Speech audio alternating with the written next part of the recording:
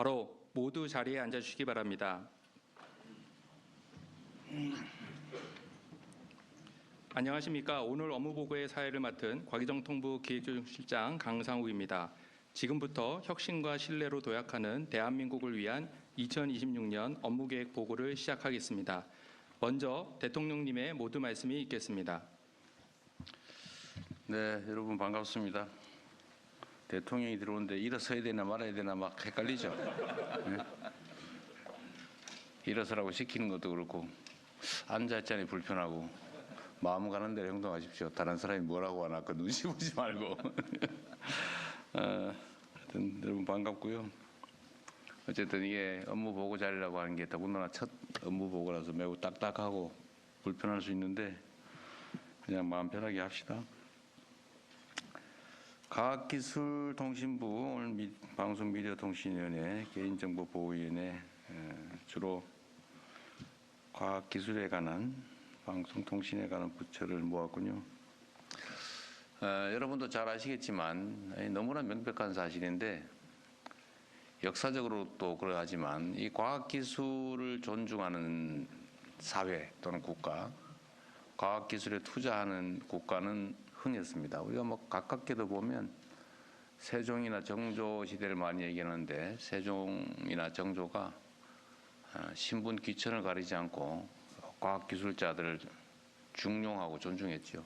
그래서 그 시대에 과학기술이 발전하고 사회 전체적으로도 큰 성장 발전을 이뤄냈습니다. 전 세계적으로도 마찬가지죠. 지금 미국이 저렇게 앞서가는 이유도 기초과학, 과학기술 분야에 대해서 대대적인 투자를 아주 오랫동안 했기 때문이 아닌가 그렇게 생각됩니다.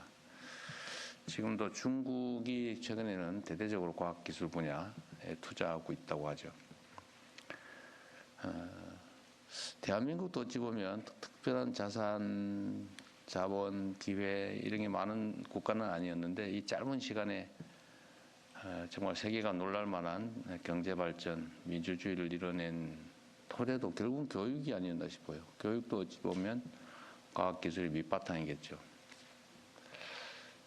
논 팔아 밥 팔아서 우골탑 쌓으면서 자식들한테 공부하게 했고 그게 결국 대한민국이 오늘의 전 세계에서 각광받는 정말 강국으로 다시 태어난 결정적인 원인이 아닐까 생각됩니다. 물론 과학기술, 학습하고 과학기술이 꼭 일치하는 건 아니에요. 예를 들면 뭐 인문과학에 투자하느냐 아니냐 아니면 뭐 요즘은 의대를 가느냐 공대를 가느냐 이런 것도 사회적 논란거리이긴 한데 하여튼 중요한 거는 실용적인 사고, 과학기술을 존중하는 그런 사회라야 성장 발전의 기회가 있다는 생각이 듭니다. 우리가 한때 대한민국의 성장 발전의 토대가 공부, 학습에 있다는 또는 기설적으로 얘기하면 연구개발 투자에 있다는 사실을 잠깐 망각한 때가 있었죠. 상당히 큰 타격이 있었습니다. 하나 빨리 복구해야죠. 많이 복구되고 있는 것 같아요. 그리고 여기 계신 공직자 여러분들의 마음의 자세와 태도가 정말로 중요합니다. 그 사회가 흥하냐 망하냐는 결국은 그 사회에 고난을 가진 사람들, 자원 배분의 고난을 가진 사람들에 달려 있는 것 같아요. 결국 공직자, 좀 더 넓게 얘기하면 정치, 공직과 정치가 제대로 작동하면 나라가 흥하겠죠. 근데 이게 제대로 작동하지 않으면 망하는 겁니다. 실제로 민주주의가 발전한 나라는 흥하고 있는 것 같아요. 제가 최근에도 대사들이나 또 다른 나라 정상들을 보면서 느끼는 건데 우리가 아프리카를 생각하면 갑자기 놀랄 만큼 바뀐 나라가 있습니다. 그 중에 하나가 르완다 같아요. 우리에게 기억이 하면 르완다 그러면 막 우는 흑인 아이가 딱 떠오르지 않습니까? 그 총알이 날아다니고 포탄이 터지고 파괴된 공간에서 흑인 아이가 울고 있는 딱 그게 르완다 떠오를 텐데 요즘은 그거 완전히 바뀌었다고 해요. 우리가 모르는 사이에.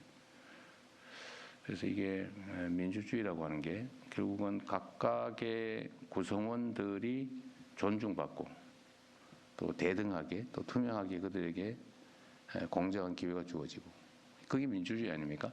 그게 결국 경제적 효율성, 자본의 효율성과 일치하는 것 같아요. 그 시장 경제에는 민주주의가 어울린다는 말처럼 민주주의가 제대로 발전하면 시장 경제도 제대로 발전한다 그런 생각이 듭니다. 그 속에 어쨌든 천병 역할을 하는 게 과학기술이고 과학기술자이고 과학기술 관련 부서라고 생각이 돼요. 오늘은 과기부, 개보위, 방위통이 업무 보고를 할 텐데 하여튼 이 형식적인 업무도 중요하지만 저는 근본적으로 마음이 중요하다고 생각합니다. 제가 공직자들은 사실 여러분들은 다 되게 직업관료들인데 너무 직설적인지 모르겠는데 여러분들에게 제일 중요한 거는 보직과 승진이잖아요, 사실은. 좀 더 큰 역할을 해보고 싶고 좀 더 영향력 있는 일을 해보고 싶은 게 제일 크죠. 물론 뭐 그중에는 골프 치는 게 꿈인 사람도 있고 용돈 받는 게 꿈인 사람이 혹시 있을지 모르겠는데 설마 아니겠죠. 그러니까 대체적으로는 인사가 매우 중요한 관심사일 것 같아요. 인사라고 하는 게 정말 공정하고 투명하게 돼야 일할 의욕도 생기는 거죠. 여러분들의 손에 대한민국 운명이 달려있다 이런 생각으로 최선을 다해 주시길 부탁드립니다. 이상입니다. 고맙습니다.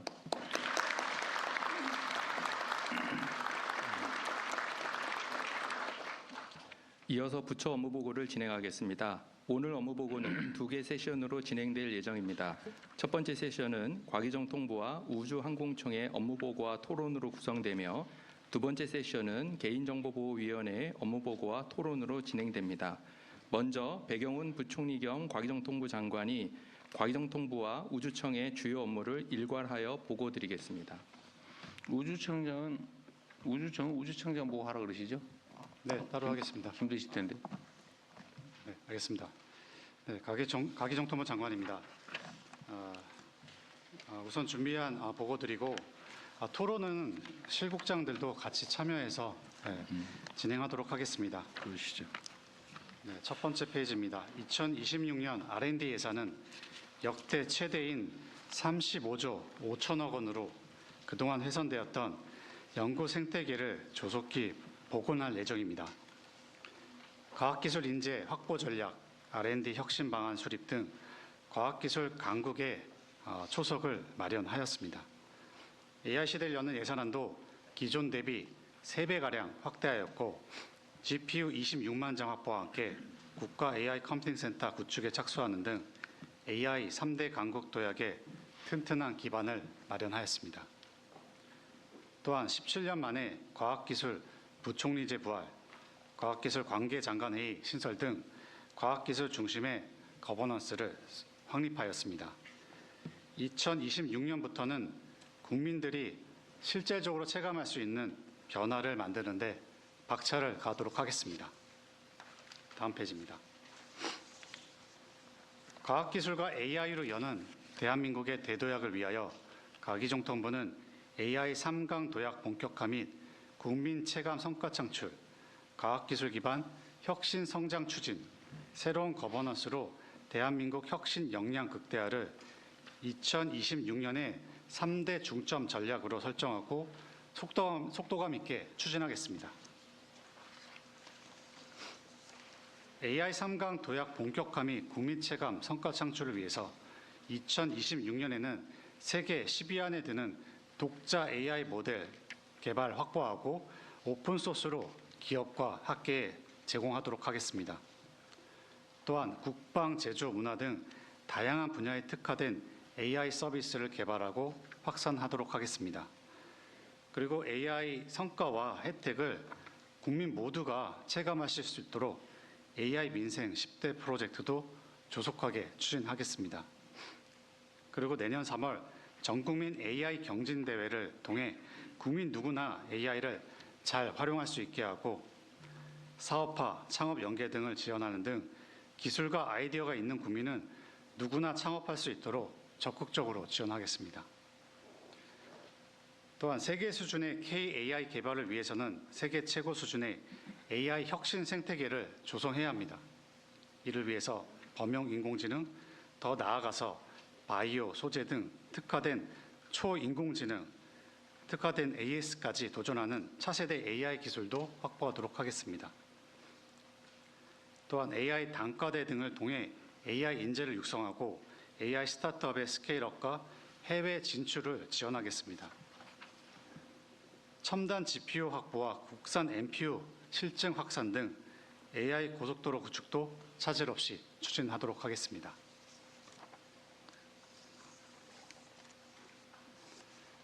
다음 지역 산업 과학기술 등 우리나라의 모든 영역에 대해서 AI 대전환을 성공시키기 위해 서남, 동남, 대경권, 전북 등 지역 AI 혁신을 본격적으로 추진하겠습니다. AI 혁신을 통해서 제조업, 물류, 조선 등 우리 산업의 경쟁력을 재도약시키고 각 부처의 AI 전환을 적극적으로 지원하도록 하겠습니다. 또한 반도체, 2차 전지 등 특화 AI 모델, 그리고 연구소장 이상급 분야별 특화 AS 파운데이션 모델 개발을 통해서 AI 연구 동료를 개발하는 등 과학기술에도 AI를 적극적으로 접목하여 연구 패러다임을 획기적으로 바꾸고 노벨상급 성과를 창출하도록 하겠습니다. 이에 더해 전 세계로 KAI를 확산하여 글로벌 AI 기본사회를 실현하도록 하겠습니다. 또한 보안사고 반복 기업에게 징벌적 가징금을 부과하는 등 기업의 엄정한 책임체계를 정립하고 정부도 정보보호 역량을 보다 고도화하여 국민의 편에서 해킹과의 전면전을 추진하도록 하겠습니다. 다음은 과학기술 기반 혁신성장 추진입니다. 가장 먼저 국가적 난제에 도전하는 K-문샷 프로젝트를 추진하겠습니다. 휴머노이드, 차세대 반도체, 히토류 저감, 청정에너지 등 분야에서 실패 가능성이 높지만 성공했을 경우 파급력이 큰 도전적인 목표를 설정하고 핵심 원천 기술들을 확보하겠습니다. 또한 차세대 바이오, 양자, 핵융합 등 전략 기술 분야에서 총 5.9조 원을 투자하여 조기 상용화를 추진하겠습니다. 바이오는 AI 바이오, 영노화 등 핵심 기술 개발, 양자는 2028년까지 국산 양자 컴퓨터 조기 개발, 핵융합 에너지는 2030년대 실증 등 조기 상용화를 목표로 혁신적 성과 창출에 박차를 가하겠습니다. 과학기술 분야 출연연은 국가 임무 중심 연구소로 개편하여 전략 기술 분야의 산, 학, 연 협력 거점으로 육성하겠습니다. 다음은 우주청에서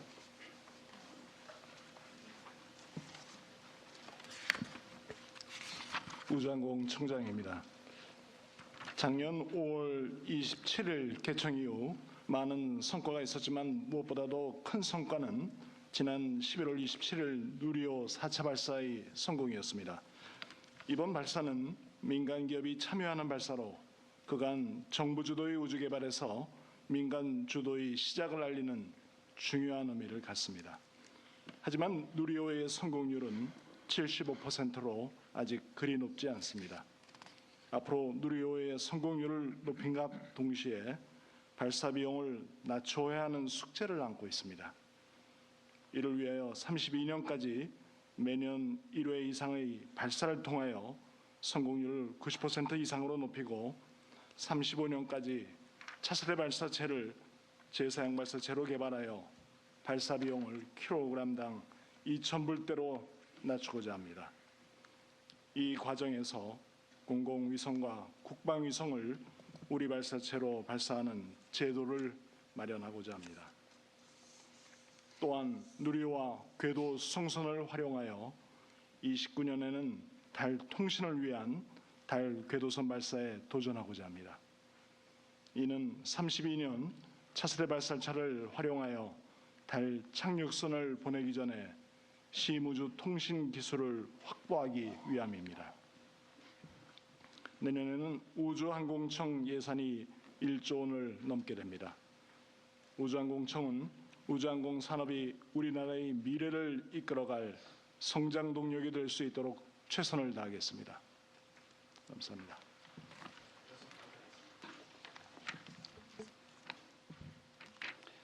대한민국에서 우수한 인재가 과학기술인을 꿈꾸고 도전적인 연구에 전념할 수 있는 R&D 생태계를 조성하도록 하겠습니다.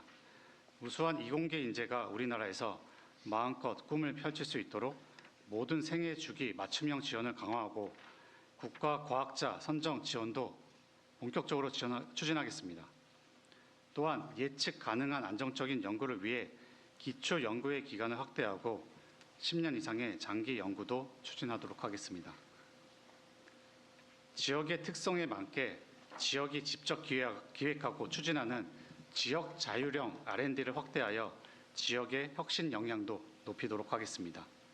이 밖에도 제도전 전용 R&D 트랙 신설, 가정중심 평가 등을 통해서 실패를 용인하는 도전적 R&D 시스템도 현장에 안착시키도록 하겠습니다. 마지막으로 대한민국의 골든타임을 놓치지 않기 위해서 범부처 R&D 협의체인 과학기술관계장관회의를 통해 국가 과학기술 AI 역량을 총 결집하도록 하겠습니다. 첨단 GPU, 독자 AI 모델 등 공통 자원을 맞춤형으로 제공하여 국방, 제조, 조선 등의 분야에서 관련 부처와 함께 AI 전환과 혁신을 이루고 R&D 예산 배분 조정에 전략성을 높여서 역대 최대 R&D 예산을 꼼꼼히 관리하고 부처 간 협업을 통해 투자의 파급력을 극대화하도록 하겠습니다. 예산의 조기 집행과 성과 중심 조직 문화 혁신을 통해서 속도감 있는 정책을 추진하여 대한민국의 대도약을 이루겠습니다. 이상 보고 마치겠습니다. 네, 우리 개인정보보호위원회하고 방통위는 요거 끝나고 하죠. 네, 그 다음에 진행합니다. 네. 우선 그 우주청의 그 발표 자료 중에 달통신 궤도선이 뭐예요? 네, 이 22년도에 간단하게 그게 뭔가?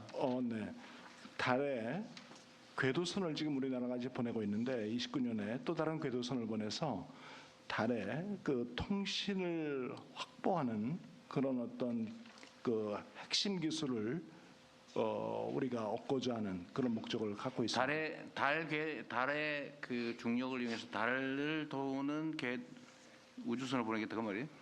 위성을 보내겠다. 맞습니다. 달을 도는 또 다른 달 위성입니다. 네. 그러면 그거는 어떤 역할을 하는데요, 지구에? 지금 다누리는 달의 어떤 사진을 찍어서 달의 전체적인 지도를 확보하는 게 목적이라면은 29년에 보내는 것은 달 통신을 위한 목적을 갖고 있습니다. 그 달 통신이 뭐냐고요? 달의 그 지구의 어떤 그 달의 자전 주기와 공전 주기는 사실은 같습니다. 그래서 우리가 달 바라보게 되면은 한 면만 보게 됩니다. 그렇다면 우리 달 착륙선을 32년에 보내게 되는데 만약에 북극과 남극 그리고 달 뒷면에 보내게 되면은 지구와 통신이 두절됩니다. 통신을 할 수가 없습니다. 그런 과정에 달 궤도선, 통신을 위한 궤도선이 돌고 있다면은 달 착륙선을 보내는 과정에 지구와 통신이 용이하게 됩니다. 그래서 심우주 통신을 확보하기 달에 보이지 않는 부분에서의 지구와의 통신을 가능하게 하는 위성이다. 맞습니다. 달 착륙선은 32년에 보낼 계획이라고요? 네, 그렇습니다. 남들은 뭐 사람도 타고 왔다 갔다 하는데 이제 달 착륙선을 이제 보내는데 그것도 32년에 돼야 된다. 라는 게 조금 늦은 감이 없지 않아 있습니다만 자국의 발사체로 30년도에 완전한 우리나라 기술로 착륙선을 보내는 그런 계획입니다. 무인으로요? 무인입니다. 네.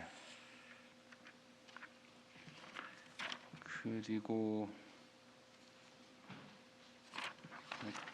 서면 자료를 보고 얘기하시죠.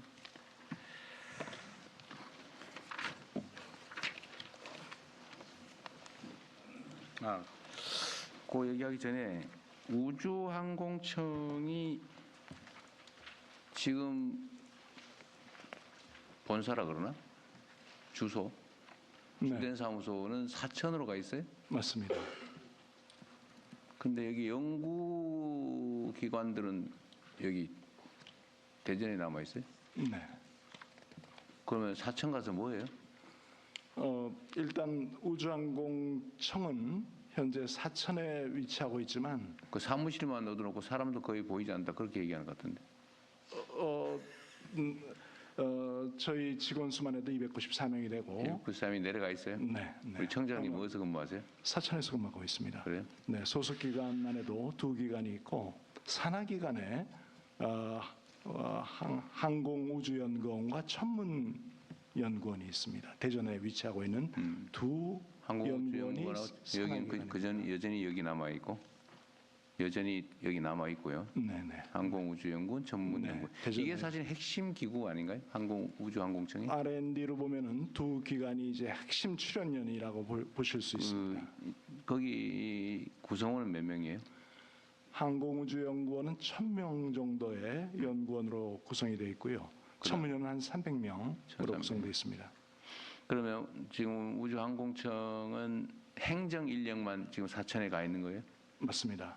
294명이 항공 우주에 관련한 정책을 수립하고 그리고 산업을 육성하고 지원 행정 인력만 사천에 가 있고 지금 아주 핵심적인 부서는 여기 대전에 남아 있고 그렇군요. 연구 부서가 지금 대전에 남아 있는 그런 상황 그렇다 알겠습니다. 과기정통부 업무 중에 과학기술 AI 정부 거버넌스를 구축한다. 3페이지예요.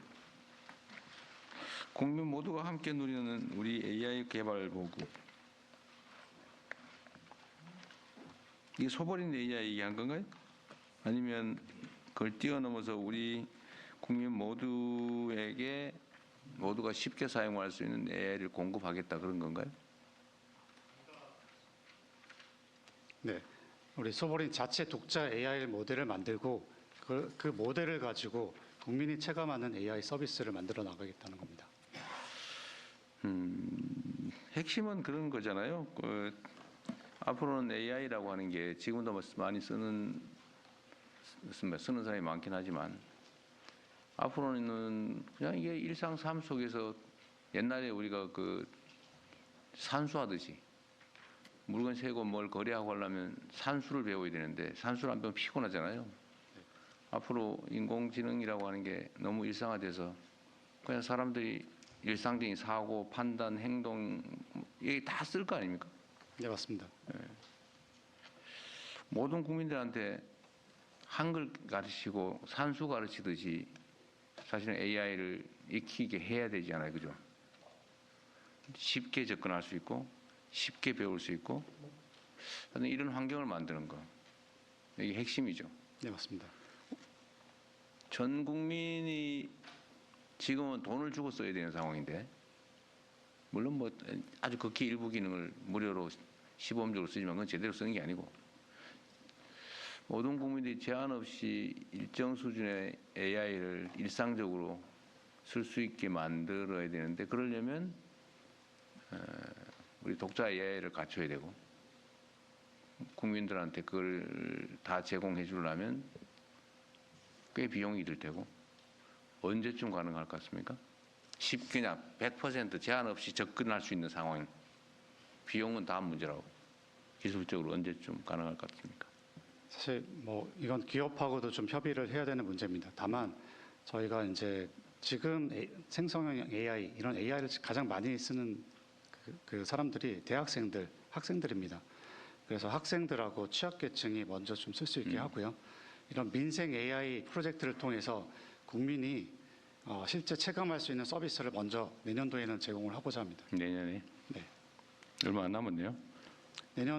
모든 서비스를 한 번에 제공하기는 좀 어려울 것 같고 10개 저희가 지금 프로젝트를 설정하고 있는데 내년 상반기에 4개 정도를 먼저 시작하고 단계적으로 추진해 나가겠습니다. 혹시 그 10개가 뭔지 뭐 누가 얘기해 줄 수 있어요? 실무국장이든 누구든. 예, 그 과기정통부 정보통신정책실장입니다. 저희가 이제 10개 프로젝트를 각 부처의 수요를 받아서 했고요. 전문가 검토를 통해서 이렇게 선정했는데 그 10개는 이제 AI 국세 정보 상담사, 국세. 예, 국세정보 담당사가 되겠고요. 두 번째는 이제 농산물 알뜰 소비 정보 플랫폼. 자, 국세 그러면 지방세는 해당이 없겠네.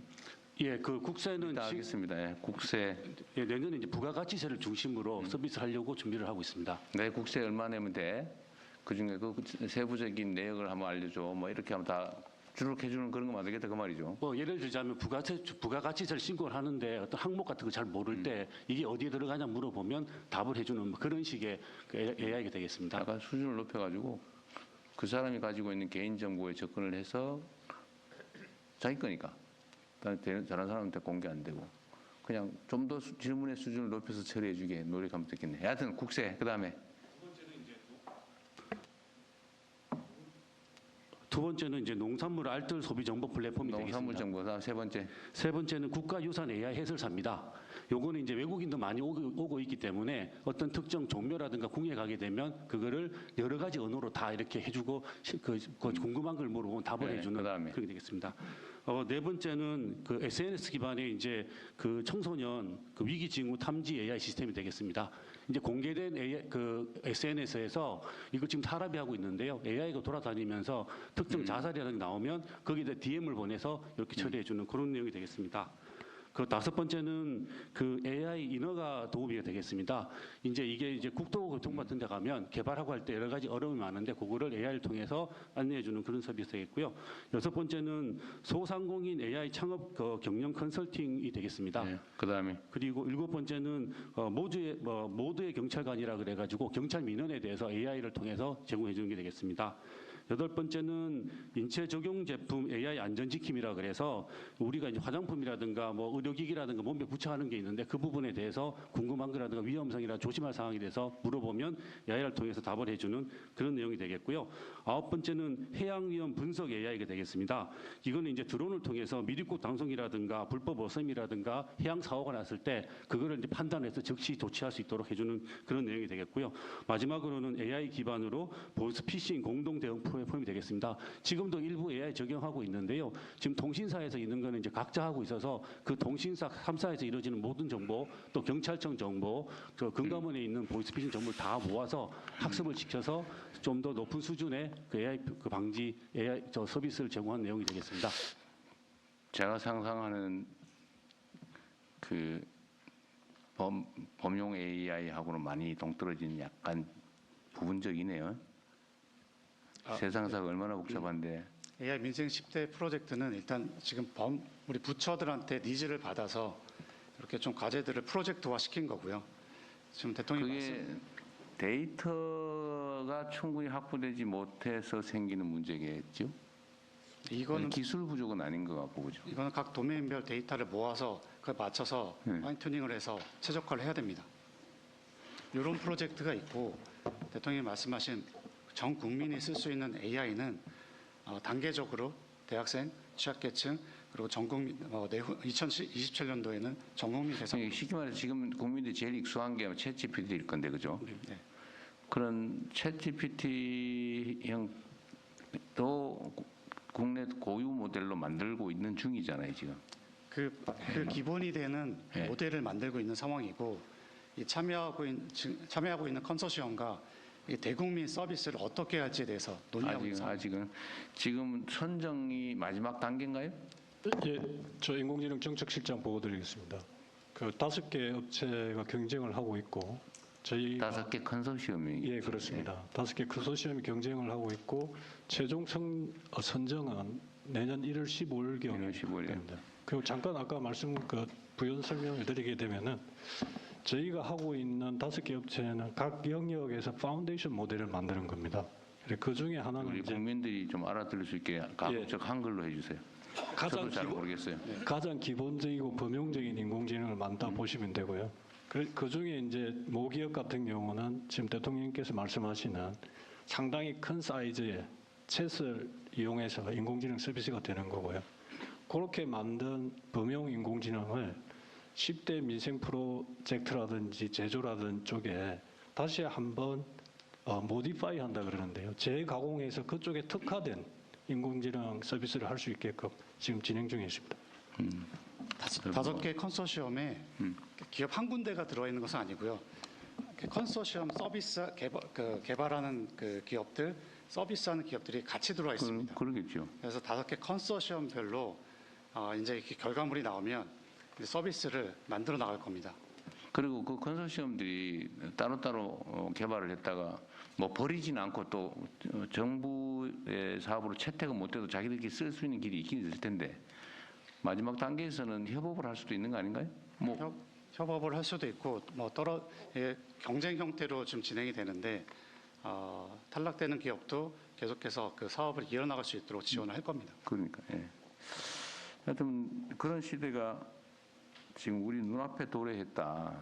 그러니까 인공지능을 활용하지 않으면 마치 산수나 한글을 깨치지 못한 것 같은 상황이 발생할 수도 있다 그런 거잖아요. 네, 맞습니다. 빨리 준비를 해야 될 것 같습니다. 그래서 교육이 중요한데 그죠? 이 국민들에게 이 기회는 제공하는데 그 기회를 활용할 수 있는 최소의 능력은 또 우리가 부여해 드려야 되잖아요. 네. 쉽게 말해 교육해야 되잖아요. 그 교육에 관한 대책은 뭐 과기부가 하지는 못할 거고 다른 부처하고 협업을 해야 될 건데 그건 준비하고 있어요. 저희 부처에서 진행하는 것도 있고 이제 같이 지금 본부처와 협업할 것들도 있습니다. 대표적으로 저는 근데 대통령께서 그 제안해 주신 전국민 AI 경진 대회를 통해서 사실 국민들이 이 AI를 어떻게 좀 활용할지에 대해서 모르시는 분들 굉장히 그렇죠. 많습니다. 네. 그래서 저도 잘 모르겠어요. 네, 그래서 저희가 이거를 그 한 개 대회로 열지 않고 기간을 정해서 그 기간 안에 초중고는 약간 좀 창의적인 어떤 AI 서비스 개발 그리고 대학생들은 각 전공별로 문제를 푸는 어떤 경진 대회 그리고 일반인들은 좀 잘 모르시는 분들에게 필요한 어떤 AI 그 경진 대회 전문가용 경진 대회 이렇게 맞춤형으로 한번 이런 행사를 열고 그 다음에 그런 서비스들을 계속해서 지금 이용하실 수 있게 그런 환경들을 제공해 보고자 합니다. 그리고 AI 교육을 저희가 디지털 배움터라는 것이 있습니다. 지금 34개 정도 운영하고 있는데 디지털 배움터를 통해서 AI 교육을 과기부에서 하고 있고 내년에는 한 69개까지 늘릴 예정입니다.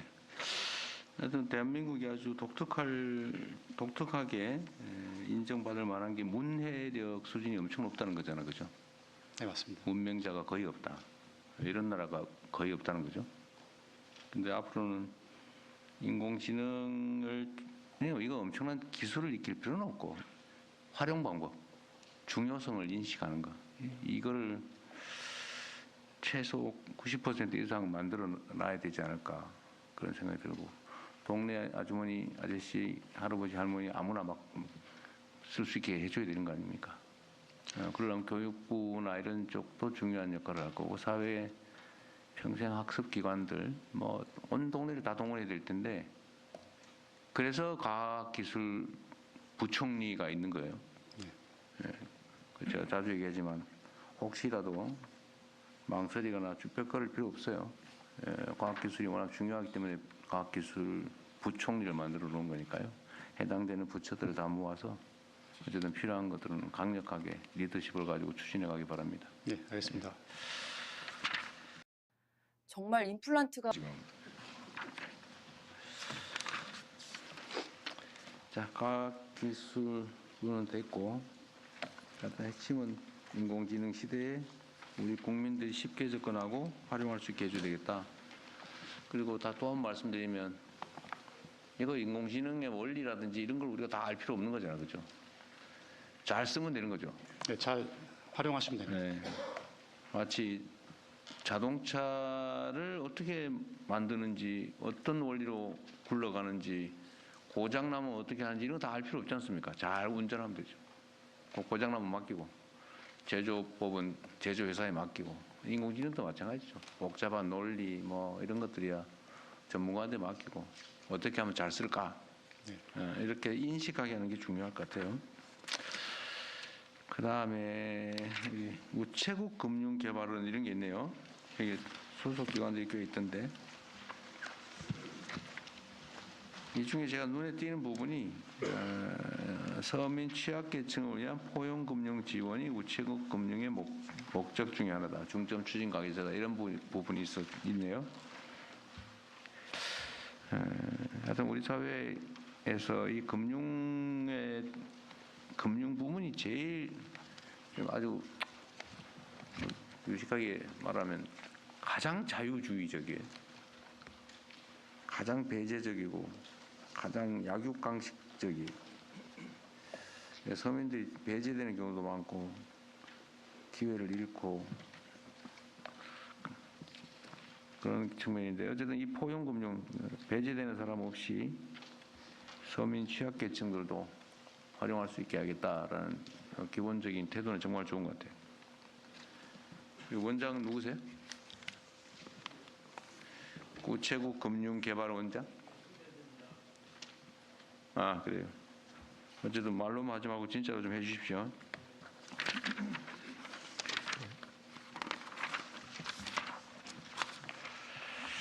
우체국 물류지원단. 이거는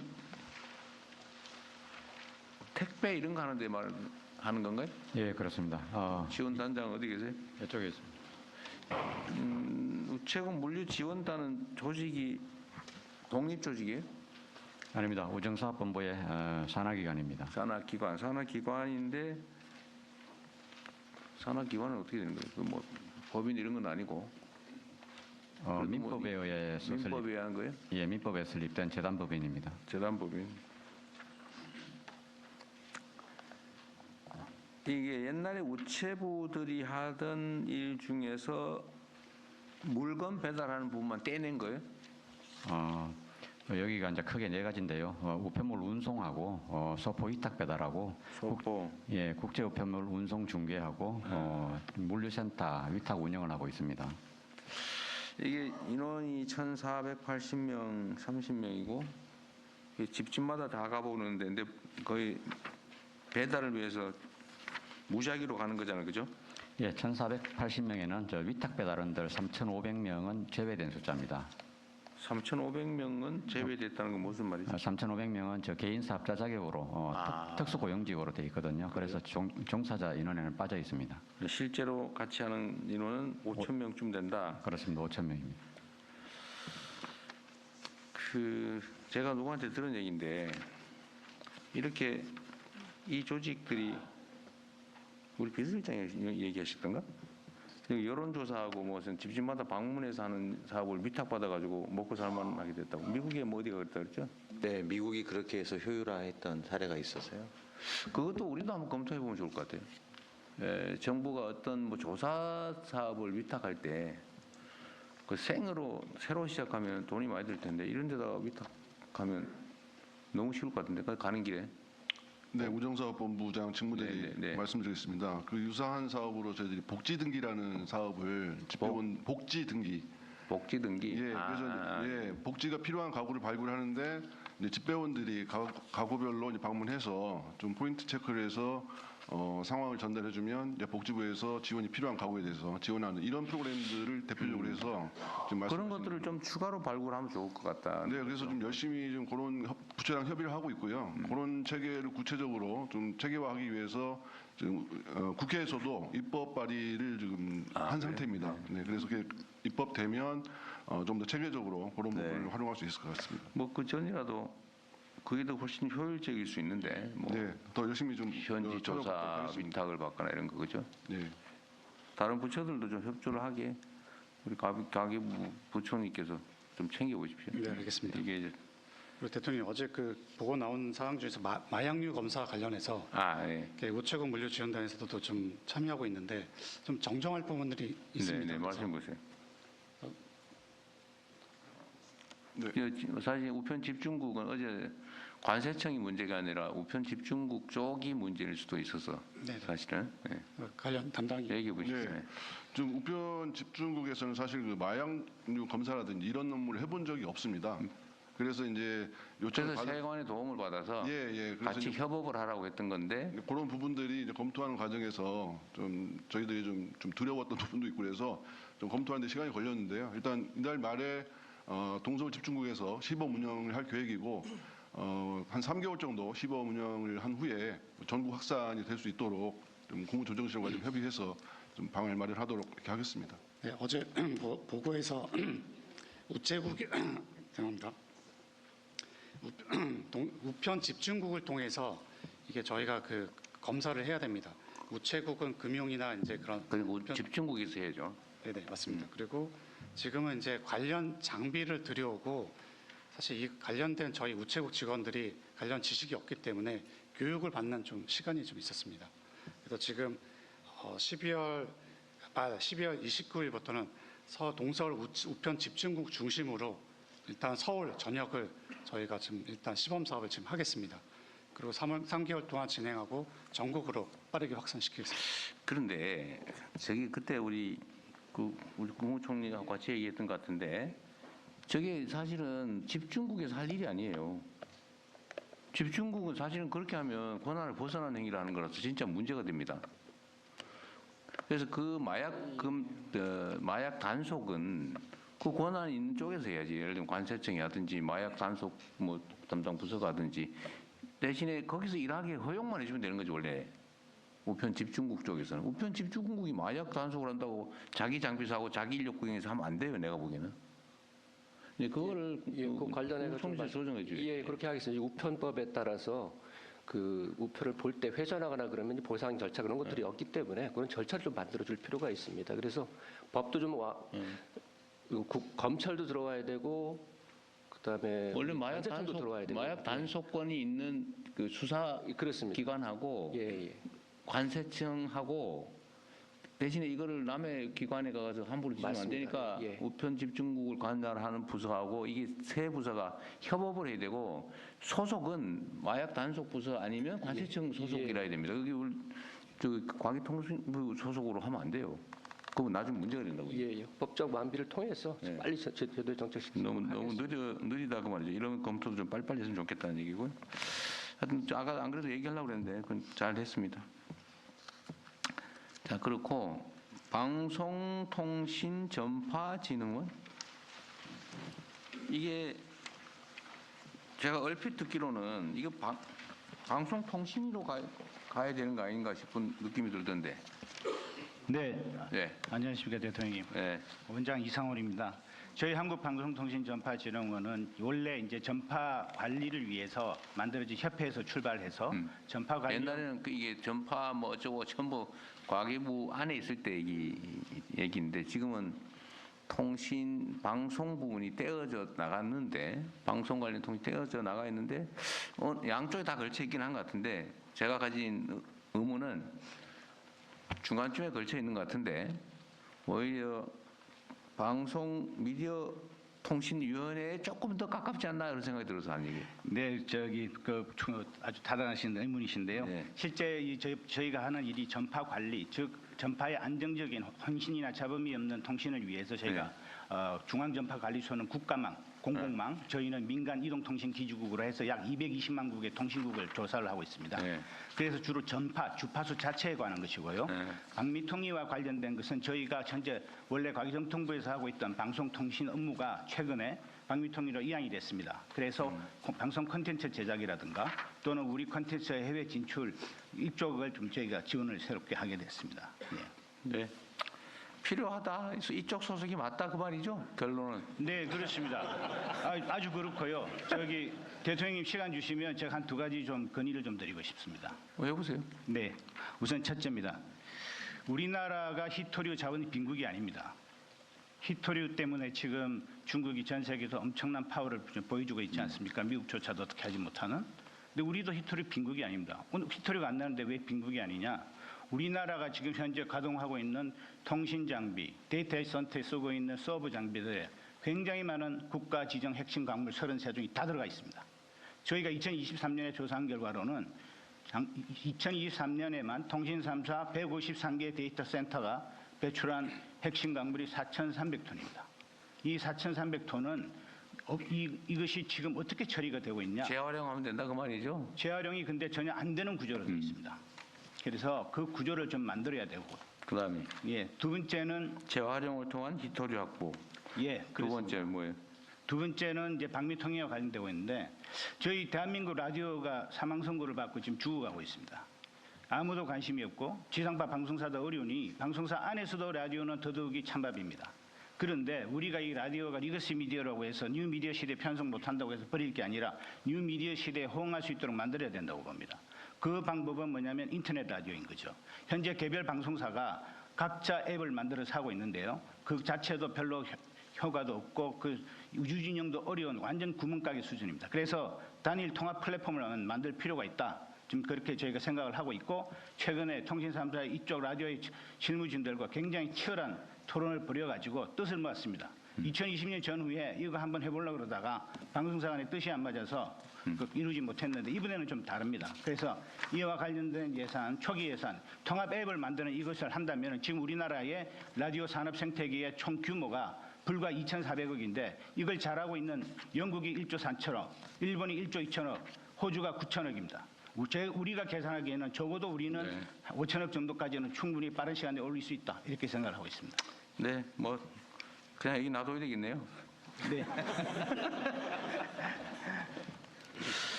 네, 연구재단은 R&D 과학기술 연구 관리하는 데인가요? 네, 한국연구재단 이사장 홍원합니다. 네.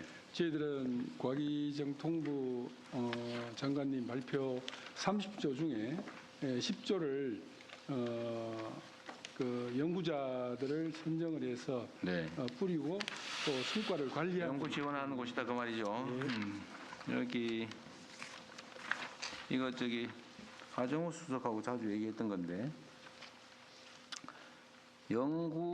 우리나라의 R&D를 좀 근본적으로 재검토해야 된다는 얘기가 있는 건 잘 아시죠? 예. 핵심은 이 공공 영역의 R&D는 두 가지 특성이 있잖아요. 예를 들면 돈 되는 연구, 성공 가능성이 높고 돈이 될 만한 연구는 그건 기업에서 다 할 거니까 우리가 그걸 할 필요는 없는 거죠. 기업이나 현장에서 하지 않는 거, 그러나 필요한 거. 맞습니다.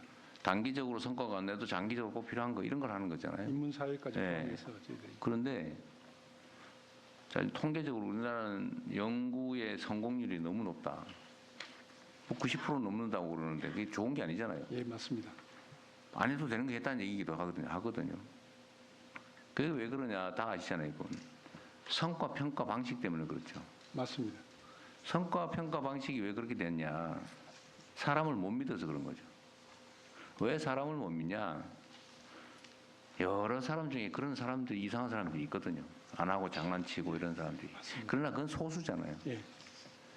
그 소수를 견제하기 위해서 아무 죄 없는 다수에게 굴레를 씌우는 건 옳지 않거든요. 맞습니다.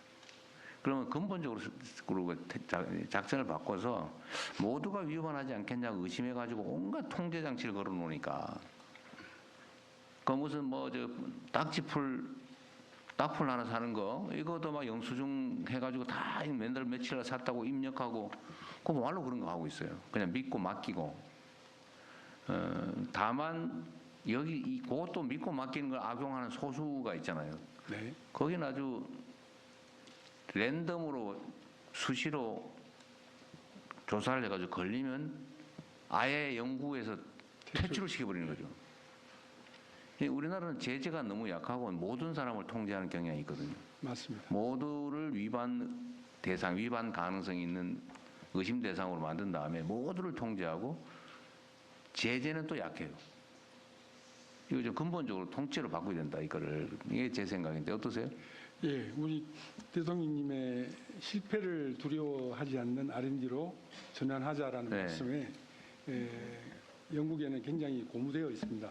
그리고 지금 말씀하신 내용 마찬가지로 그 평가에 일정 금액 그러니까 소규모 과제도 많거든요. 그러니까요. 예. 그냥 맡기고 그 중에 진짜 랜덤으로 조사를 해가지고 이거 악용해가지고 정말로 조작하고 나쁜 짓 했다 그러면 아예 퇴출을 시켜버리는 거죠. 예, 그런 형태로 바꾸려고 2066년도를 한번 이제 검토하고 있고 안이 만들어지면 한번 보고해보겠습니다. 그런데 또 이렇게 해놓으면은 그 감시 권한을 이용해가지고 장난치는 사람이 또 있을 수 있죠, 그죠? 예, 우리가 인문 교수님이 8만 명, 기초공학 자연 8만 명이 계시는데 이번에 이제 연구의 그 자율성을 확대하는 바람에 지금 현재 16일까지 내년 상반기 과제 접수율이 작년을 지금 우회하고 있는 상황이거든요. 그만큼 많다는 거는 그만큼 요구가 많았다라고 말씀을 드릴 수가 있고, 그래서 그걸 좀 더 디테일하게 잘하기 위해서는 기평비를 잘 써야 된다 하는 부분들에 대해서 좀 강조를 드리고. 뭘 잘 써? 기평비. 그러니까 구조를 가져가는 것도 중요하지만은 구조를 나누어 주는 쪽에서의 디테일하고, 또 지금 대통령님 말씀하셨다시피 중간중간 평가나 없앨 건 없애고 또 집중적으로 봐야 될 이런 기교라고 할까요? 그런 것을 잘해야 된다고 생각합니다. 연구 과제를 결정하고 평가할 때 행정 편의적으로 하면 안 된다. 그 말이잖아요. 근데 말은 그렇게 하는데 잘 안 되잖아요. 근데 이제 결국 원장이 중요하지, 원장이. 한번 바꿔보겠습니다. 물론 원장보다 더 중요한 사람이 대통령이죠. 대통령 힘 방향을 열심히 한번 해보겠습니다. 실제로 방향을 바꿔야 됩니다. 그리고 실패했던 연구 실패하는 게 너무 당연한 거잖아요, 원래는. 그렇죠. 장기 과제나 아니면 공공 영역의 R&D는 성공을 많이 하는 게 이상한 거예요. 그래 우리는 실패했다고 비난하고 성공하면 과제 더 주고 그러잖아요. 책임 안 져도 되니까. 이 관료적 평가를 해서 그렇거든요. 어쨌든 이것도 정말로 중요한 일 아닙니까? 무려 30몇 조씩이나 되는 돈을 쓰면서 그게 효율적으로 잘 쓰게 만들어야지. 미안한 얘기지만 GDP 대비 R&D 지출이 대한민국이 1등이라고 하는데 효율은 1등이 전혀 아니라는 거 아닙니까? 맞습니다. 결과물은. 그런데 성공률은 또 전 세계적으로 높아요. 이거 뭐 이상한 거죠. 그러지 않게 해야 됩니다, 진짜로. 알겠습니다. 자율성을 최대한 보장하되 책임도 엄격하게 묻고, 다만 그 과정에서 선량한 연구자들, 대부분의 선량한 연구자들이 스트레스 안 받게 자율성. 그러기 위해서는 평가를 아주 그러니까 평가를 잘해야 돼요. 평가 선정을 과제 선정을 잘해야죠. 맞습니다. 철저히 하도록 하겠습니다. 그리고 정보통신기획평가원은 부설이에요? 부설기관이에요? 예, 부설로 되어 있습니다. 부설이 그러니까 연구재단의 부설이다 그 말이죠? 예, 연구재단의 부설인데 저희가 ICT와 그 AI 분야, 뭐 차세 통신 특화된 분야이기 때문에 별도 조직으로 되어 있습니다. 인사교류도 해요? 인사교류까지는 하고 있지는 않습니다. 그렇지만 그 경평이나 이런 건 합동으로 지휘는 같이 받고. 한국인터넷진흥원은 꽤 오래된 조직이죠, 이거. 언제 생겼어요? 2009년도에 한국인터넷진흥원과 몇 년이요? 2009년도에 한국인터넷진흥원과 한국정보보호진흥원, 국제협력진흥원 재계기관에 통합해서 이중 문제 발표가 있습니다. 여기에 조사를 해가지고 좀 문제가 되면 수사를 할 수 있도록 특별사법경찰권을 주는 게 필요하다라고 해놨네요? 예, 그렇습니다. 여기는 지금 공무원들이에요? 공무원 아니죠? 준정보기관입니다. 준정부니까 공무원이 아니잖아요? 예, 공무원 아닙니다. 예. 공무원이 아닌데 특별사법경찰권을 주는 경우가 있나요? 예, 지금 현재 금융감독원의 금융 분야에 그렇게 하고 있는 걸로 알고 있습니다. 금융감독원이. 이건 고민을 좀 해야 될 사안 같은데. 여기 사이버 보안 사고 요즘 많이 터지는 그거를 조사하는 기관이 이 키사 인터넷 진흥원입니다. 공식적으로? 네. 그러면은 검토해봐야겠네요. 그러면 정부 공무원 중에는 이런 조사를 맡는 공무원 조직이 없어요? 현재는 부처에서는 없고요. 그러니까 과기부는 키사를, 금융위에는 금보원을 이런 식으로 하고, 그리고는 이제 국정원은 이제 공공기관 내에서 일어나는 일들, 그러니까 정부기관에서 일어나는 일들을 조사합니다. 대통령님, 과학기술정보통신부 네트워크정책실장입니다. 제 소속으로 치매 대응과가 있습니다. 그게 치매 대응과. 네네, 맞습니다. 사이버 치매 대응과가 있어서 과장하고 사무관 하나, 주무관 하나, 이번에 그 행안부에서 조직을 정원을 해줘서 또 3명을 더 줬습니다. 그 직원들이 지휘를 하면서 키사에 한 150명 되는 직원들하고 조사를 갖다가 계속해서 해나가고 있습니다.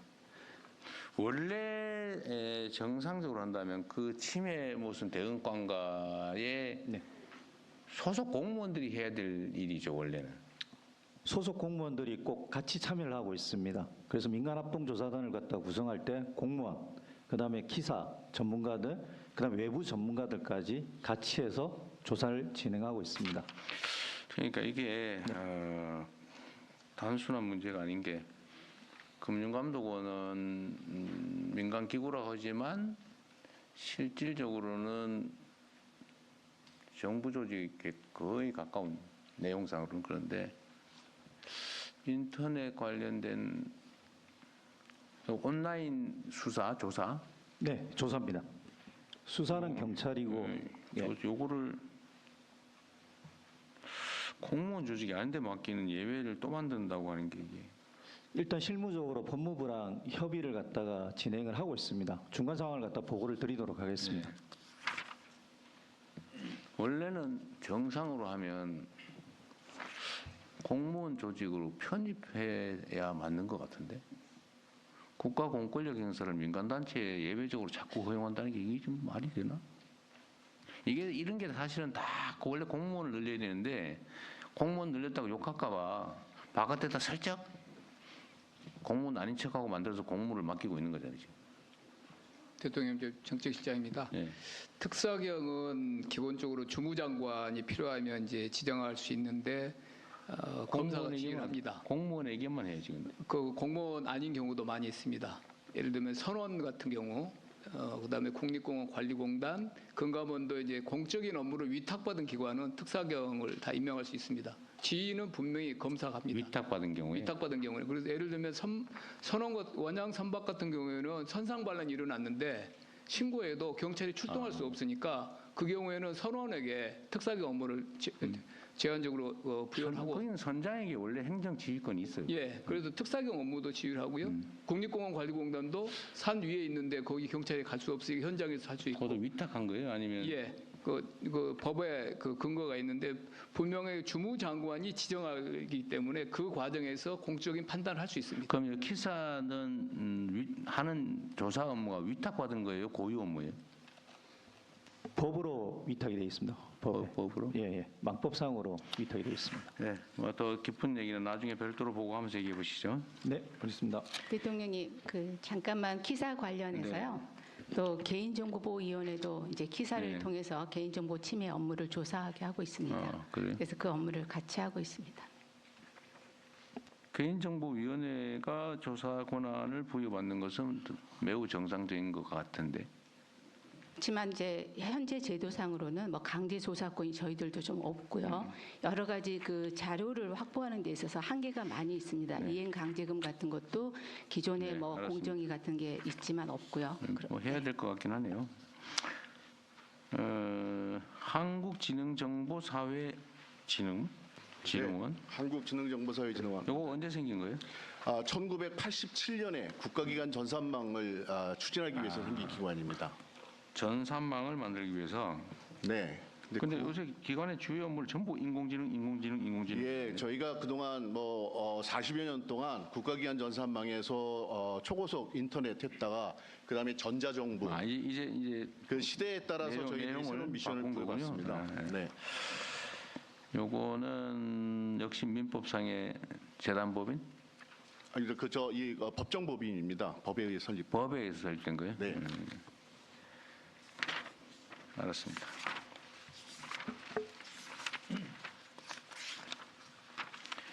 과학기술사업화진흥원. 예.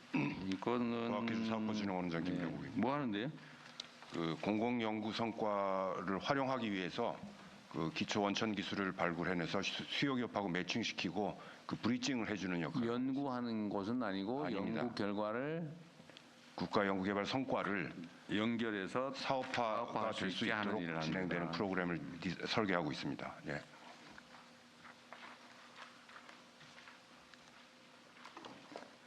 중매 일을 하는 거다. 중개 일을. 그 단순히 이제 중개를 통한 기술 이전뿐만 아니라 실험실 창업 해가지고 창업 후속 지원까지 지원하는 프로그램입니다. 기초과학연구원 내가 한번 가봤던 데 같네요. 어디 원장님 누구세요? 어디 계세요? 예, 기초과학연구원 네. 직무대행을 맡고 있는 김영덕. 직무대행이세요? 예. 이게 지금 어디 있죠?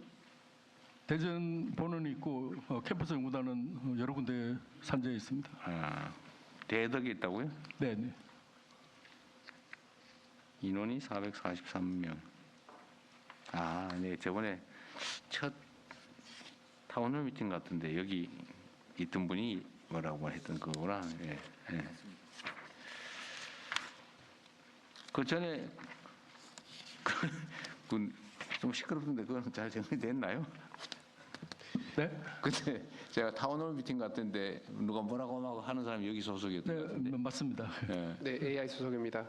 실제로 두 가지로 나눠가지고요. 하나는 개인적인 문제가 있었고 또 하나는 시스템적인 문제가 있었는데 시스템적인 문제는 잘 해결됐어요? 네, 그 부분도 별도로 논의해서 쉽지 않은 얘기 같긴 하던데. 네, 알겠습니다. 연구개발특구진흥재단. 네, 기획조정본부장 이성진입니다. 5개 광역에 위치한 연구개발 특구를 관리하는 곳이에요? 네, 맞습니다. 연구개발 특구.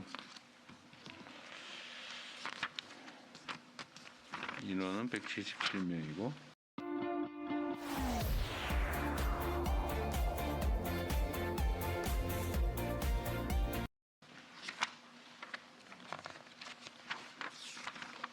예, 업무 잘 하시기 바랍니다.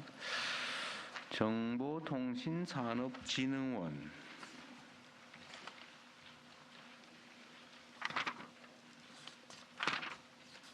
어디 원장님 어디 계신 거예요? 예, 원장 박인규입니다. 그냥 궁금해서 묻는 건데 이 앞줄하고 저 뒷줄은 어떤 기준에서 정한 거예요? 규모에 따라서? 기준이 없나 보군요. 아무도 모르는데? 알았습니다. 그리고 여기가 지금 500명이나 되는 꽤 큰 조직이네요. 예, 그렇습니다.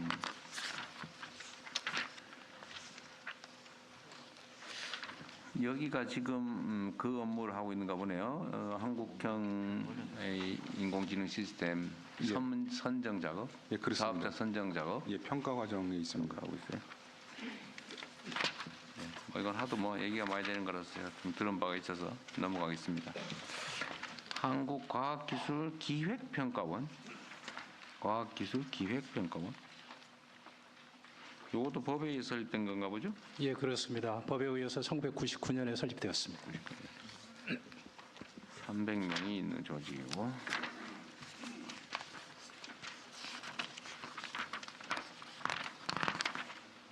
혹시 각 기관 제가 얘기하다 운영에 문제가 있거나 의견이 있으면 간단히 얘기하셔도 됩니다. 한국과학창의재단. 이거 언제 생겼어요? 네, 한국과학창의재단 이사장 정우성입니다. 예, 저희 재단 여기 있습니다. 예, 저희 재단은 현재 서울에 위치하고 있습니다. 네. 언제 생겼냐고요? 1967년에 생겼습니다. 67년에 꽤 전통 있는 조직이네요. 여기가 정원이 178.8이 된 것도 어쨌든 법에 무슨 인원수가 정해진 게 아니고 어떤 근거에서 이래 해라 하는 걸 계산을 했더니 178.8이다 그 말이죠? 네, 그렇습니다. 이럴 경우에 최대로 쓸 수 있는 인력은 178명이에요, 179명이에요? 네? 저희가 몰라요? 인건비 가지고 분류를 하고 있기 때문에 이론적으로 치면은 사람은 445입이 안 되기 때문에 178명까지가 한계군요. 네.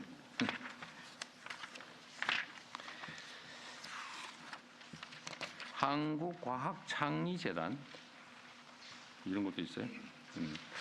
여기서 하는 게 과학 영재의 체계적 육성과 글로벌 경쟁력 강화 지원 이런 게 있네요. 네, 그렇습니다. 영재 학교를 만들려서 자식들을 영재 학교에 보내는 게 많은 부모님들의 꿈이죠. 영재 학교 전국에 몇 개 있어요? 영재학교는 과기부 1개 포함해서 총 7개가 있고요. 7개. 과고 20개까지 해서 그렇게 있습니다. 과고 20개, 네. 영재학교 7개. 총 영재고는 8개입니다. 8개. 8개인데 그게 초중고 중에 어디에 해당되는 거예요? 주로 중등 과정입니다. 중고. 중고. 근데 어떠세요? 평가로 보면 이 영재학교라는 특수한 학교를 만들어서 골라서 우리는 이거 안 하는 게 국민 정서인데 또 사실은 현실적으로 필요하잖아, 그죠? 그렇습니다. 근데 실제로 중국 같은 경우는 영재학교를 아예 의도적으로 키우는 것 같더라고요. 그렇습니다. 아예 골라가지고. 네. 근데 우리는 이렇게 영재학교를 졸업하면은 그 사람들이 소위 영재로 분리해서 교육시킨 만큼 뭐 이렇게 활발한 사회활동 하나요? 저희들이 사실 그런 이제 통시 분석을 추진하고 있고요. 아직까지 완벽한 데이터는 아닙니다만 그래도 뭐 특정인을 거론할 수 없지만 영재고 나와서 과학원 졸업하시고 그렇게 해서 사업을 일구거나 큰 기업을 경영하는 경우도 많이 뭐 있습니다. 성공의 케이스가 많이 있겠죠. 왜냐하면 똑똑한 사람을 골랐으니까. 그렇습니다. 근데 일반적으로 어떠냐 그 말이죠. 일반적으로 봤을 때 그런 이제 영재 교육에 관한 교육 과정이라든지 교원 확충 이런 부분들을 좀 더 보완할 필요가 있기 때문에 그런 부분들을 교육부와 좀 협의해서 좀 더 특색 있는 과정으로 좀 더 발전시킬 필요가 있습니다. 저도 그냥 감각적으로는 영재학교 요즘 같은 이런 기술 경쟁 시대에 영재학교 뭐 굳이 안 할 이유가 있겠냐? 분야별로 좀 뽑아서 집중 교육해서 그 분야의 특수한 좀 전문가로 키우면 좋겠다 이 생각이 드는데. 그렇습니다. 관련해서 대통령님 말씀 주셨습니다만 저희가 AI 분야에 관해서는 광주 영재 학교를 좀 준비 중에 있고요. 광주 영재. 바이오 같은 경우는 오창에 충북 영재학교를 준비 중에 있습니다. 대통령님, 저 세종 같은 경우는 영재학교가 어디 누구세요? 예, 창의재단 이사장입니다. 그 세종 같은 경우는 과학예술영재학교로 운영을 하고 있고요. 그래서 다양한 분야와 융합도 하고 방금 차관님 말씀드린 것처럼 AI 바이오 특성화 영재학교도 있고 영재학교도 다양하게 교육을 하려고 하고 있습니다. 분야별로. 근데 이게 또 한편으로는 국민 정서상으로는 야, 다 똑같이 교육시켜야지 뭘 또 뽑아가지고 특수교육을 따로 시키냐, 불평등하다, 불공정하다 이런 여론들도 있을 수 있는데 좀 어떠세요? 예, 그렇기 때문에 영재학교에 입학하는 학생들을 저희가 고를 때 사회의 좀 어떤 그 취약계층이라든지 그런 부분들에 대해서 일정 비율을 가지고 좀 참여할 수 있도록 입학할 수 있도록 하고 있고요. 그런 부분들에 대한 학생들을 좀 특별 케어하고 있는 그렇게 하고 있습니다. 그게 참 어려운 거죠. 영재면 뭐 취약이든 안 취약이든 똑같은 거지 뭐 그것도 참 하여튼 필요하긴 한 거죠. 네, 너무 많이 하면 또 그럴 테고. 자, 166페이지에 여기 아주 특수한 조직을 발견했는데 과학기술연구원인데. 그래서 이게 야 이름을 잘못 쓴 거 아니야? 그래가지고 다음 페이지도 넘겨봤어요. 이게 과학기술, 과학기술이 뭔 기술이 있지? 그래서 내가 읽어보니까 과였군요. 네.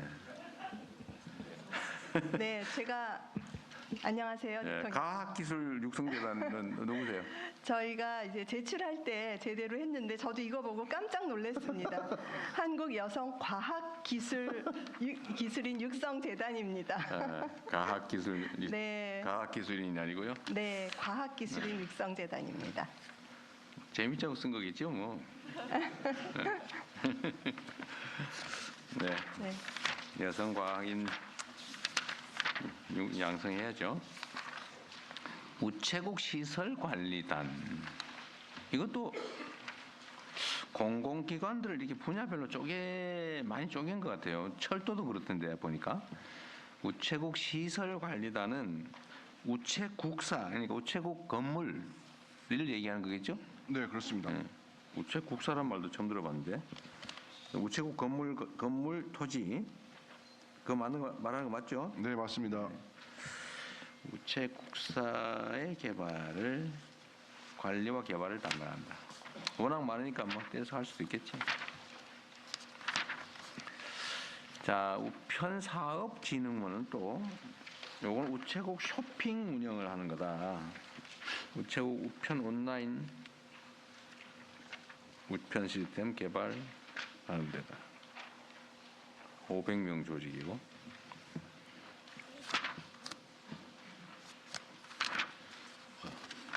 나름 이유가 있겠죠. 국립광주과학관. 보니까 이 뒷부분에 보니까 광주과학관, 부산과학관, 대구과학관 이렇게 되어 있는 것 같아요. 맞죠? 그 말고도 막 과학관이 많이 있는. 대구. 예, 대통령 국립중앙과학관 관장입니다. 네. 지금 그 전국의 큰 대형 거점 과학관에서 네. 지난번에 그 오셔서 이제 그 토론하신 대전에 있는 국립중앙과학관 있고 그 외에 이제 국립과천과학관, 국립광주과학관, 그다음에 국립 대구과학관, 국립 부산과학관에서 5개가 거점 과학관으로 해서 이제 운영이 중에 있습니다. 그래서 과학관은 주로 이제 그 어린애들에게 과학에 대해서 많은 호기심과 또 재미, 또 이제 과학에 대한 또 이제 그런 진로 같은 거에 할 수 있는 그런 여러 가지 기회를 많이 제공하고 또 이제 일반 어른들에게도 이런 과학을 많이 즐길 수 있고 과학 리터시를 높일 수 있는 그런 다양한 전시나 행사 뭐 이런 것들을 하고 있습니다. 뭐 필요 없는 거라고 얘기할 건 아니니까 너무 걱정하지 마세요.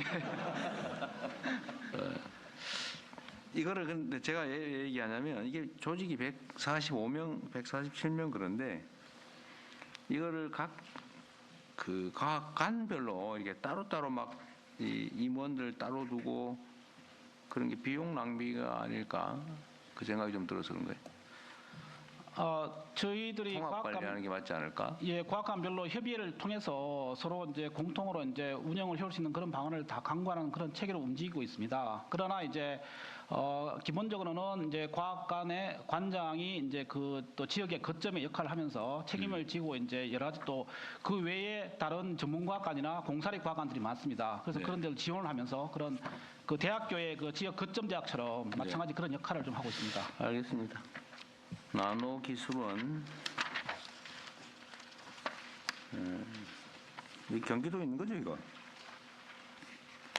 예, 대통령 연구시장입니다. 경기도에 있습니다. 네, 내가 봤던 것 같아서. 근데 나노 기술원은 아까 그 저기 저 과학관의 예산은 누가 부담해요? 각 지역에서 분담해요, 아니면 정부 예산이에요? 그 과학관에서 이제 정부가 지원을 하고 또 지방이 이제 매칭으로 같이 해서 예, 그렇게 운영하고 있습니다. 매칭을 하니까 통합할 수는 없겠네. 몇 퍼센트 매칭이에요?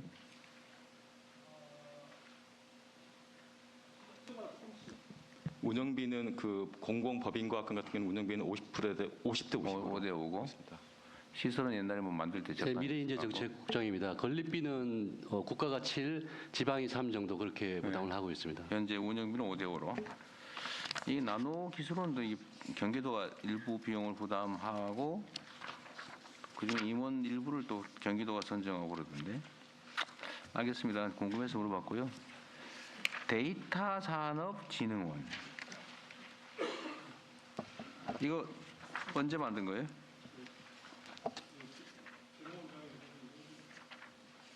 예, 인공지능 실장입니다. 93년도에 설립됐습니다. 93년도에 데이터 그럼 이게 김대중 대통령 때에게 예, 저 이름은 조금 변천이 됐는데요. 그 당시에는 이제 한국 데이터베이스 진흥원이라 해가지고 데이터베이스. 예, 그 인공지능이 조금씩 발전되기 때문에 그 발전 양태에 따라서 하는 일들이 조금씩 변화가 왔습니다.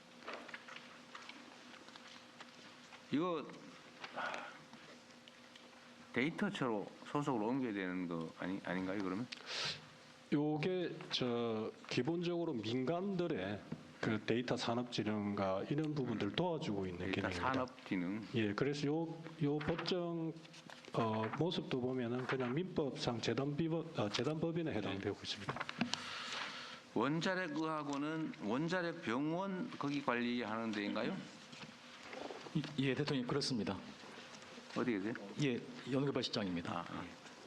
원자력 의학원, 원자력 병원 저기 석계역에 있는 예. 서울 북쪽에 있는 예, 그렇습니다. 원자력 병원 그거 하나 있어요? 원자력 병원 하나 있고요. 지금 기장에 가속기 가지고 암 치료하는 거 하나 만들고 또 있습니다. 중립자 가속기인가 뭐. 예, 그렇습니다. 시설은 두 군데 있군요. 원자력 의학원, 원자력을 이용한 의학 연구를 하는 데인가 보군요. 자, 우주항공청. 여기 내용 중에 우주항공위원회로 통합을 하자 그 말인 것 같네요. 지금 따로따로 있나 보죠, 우주하고 항공. 네, 현재 우주위원회와 항공 정책심의위원회로 이제 분리되어 있는데 우주청이 생김으로써 이제 두 위원회를 통합하고자 합니다. 네. 나로도의 발사대,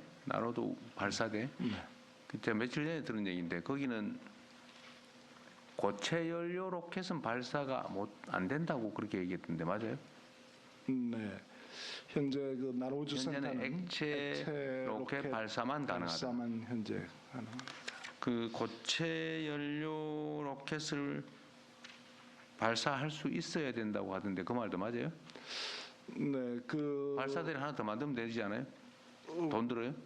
뭐 군용으로 쓸 수 있고 그리고 민간 기업에서도 고체 발사체를 지금 활용을 하고자 합니다. 그래서 민간 기업과 군용 목적으로 발사장을 지금 계획 중에 있습니다. 계획 중에 언제 완공해? 27년부터 오픈을 할 예정입니다. 2년 후면은 오래 안 걸리는 모양이네.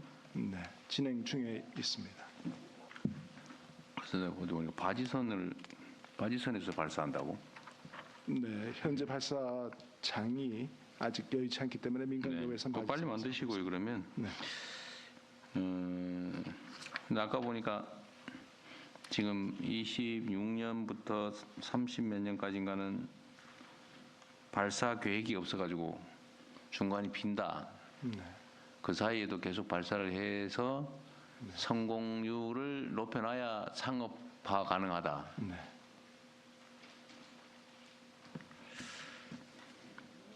그래서 나온 얘기가 발사 그러니까 계속 1년에 하나씩은 발사할 수 있어야 되고 거기 수요가 없을 거니까 민간에서 수요가 없어서 빈 비용은 국가가 재정에서 부담을 하자. 네. 한 번 발사하는데 얼마 들어요? 한 1,200억 원 정도 듭니다. 아, 그래요? 생각보다 많이 안 되네. 그럼 1,200억이 들면 민간에서 이제 수요가 조금이라도 있긴 있을 텐데 좀 싸게 해주든지. 거기에 싣는 위성들이 여러 개를 싣잖아요. 몇 개 실어요? 위성이 이제 주 탑재체가 어느 정도 크기냐에 따라 이제 탑재체가 이제 결정이 됩니다. 그러면 좋습니다. 거기다가 5개 정도 실었다 치고 그 5개의 평균 제작 가격이 얼마예요? 예를 들면은 이제 차세대 중형 위성은 대충 하면 돼, 대충. 1,000억 이상이 되는 한 개당? 네, 고가입니다. 그리고 작은 초소형 위성 발사하다가 떨어져 버렸다. 그럼 못 쓰잖아요. 그럼 물어줘야 되잖아요. 얼마 물어줘야 되나 내가 계산해 보려고 한 거예요. 그럴 경우에 대비해서 이제 보험비가 상당히 비쌉니다. 보험은 얼마 정도예요? 보험은 수백억에 해당합니다. 그러니까 위성의 제조 단가의 한 40%쯤은 보험료로 줘야 된다. 네, 상당히 비싼 보험 들어주고 그러면 40% 책임지면 된다. 한 5천억 정도는 된다. 보통 싣는 게. 위성이 이제 아주 고가일 경우에는 한 2, 3천억짜리 위성도 있습니다. 이번에 그 쏘아올린 다목적 7호 위성 같은 경우는 그럼 지금 어떻게 예를 들면 지금 우리가 저기 성공 확률이 70%라고요? 75%입니다. 75%. 4번 쏴서 3번 성공했습니다. 4번 쏴서 3번 성공했다. 그러면 5번 쏴서 4번 성공하면 80% 되고 앞으로 한 번 성공할 때마다 한 4, 5%씩 올라가네요. 매년 한 번씩 하는 건 해야 될 것 같은데 이거를 그 1,000억이 없어가지고. 맞습니다. 네. 저희 계획은 10번 이상 쏴가지고 성공률을 90% 이상 확보하는 게 그러면 이제 11번 쏴서 10번 성공하면 몇 퍼센트 되는 거예요? 90% 조금 넘습니다. 넘게 되고 이제 계속 해야 되겠네. 재정당국하고 100%는 영원히 못 되겠네요. 어쨌든 한 번 실수한 게 있어가지고 아무리 해도 90% 정도만 넣으면 이제 수출이 가능합니다. 네. 100%는 영영 안 되는 거잖아요 지금. 네, 90% 중요하네. 넘는 게 지금 겁니다. 네, AI 수석입니다. 네. 그 발사체 한번 올릴 때마다 거기의 어떤 소부장이 있습니다. 관련된 산업들도 되게 많이 있고요. 중소중견기업들도 많이 있는데 예측 가능하게 1년에 한 번씩 쏘면은 거기서도 투자를 하고 매출이 일어나고 하는 생태계, 산업 생태계가 유지가 됩니다. 그래서 차세대 발사체 나오기 전까지 꾸준히 쏴주는 게 전반적인 산업 경쟁력, 기술 경쟁력 올리는 데 매우 도움이 됩니다. 내년 예산은 확보돼 있어요? 발사 예산이? 네. 내년은 있어요? 네. 5차, 6차 그리고 확보가 돼 있고 7차 예산이 내년에 반영이 돼 있기 때문에 7차까지는 확보돼 있다고 보셔도 될 것 같습니다. 그러면 지금부터 예측 가능하게 하려면 최대한 빨리 하는 걸로 확정을 해줘야 된다는 거잖아요. 네. 29년부터 32년 그 사이가 비어 있습니다. 아 그래요? 네. 그럼 지금 뭐 하는 걸로 확정을 할까? 그러셨을 때. 네. 그럽시다. 그러면 한다고 확신하고 투자 준비를 하라고 하십시오. 그러면 생각보다 많이 하는데 내가 보기에는 아마 그때쯤 되면 훨씬 더 기술 발전이 돼가지고 수요도 훨씬 더 많이 늘어 있을 거예요. 맞습니다. 네, 지금 이제 부담 최악의 경우를 우리가 정부가 책임져 준다. 네. 준비하고 가자. 네. 하고 하는 게 중요할 것 같은데 내가 보기엔 그것도 안 될 것 같은데 지금 현재 추세로 보면 네. 그렇게 하시죠 그러면.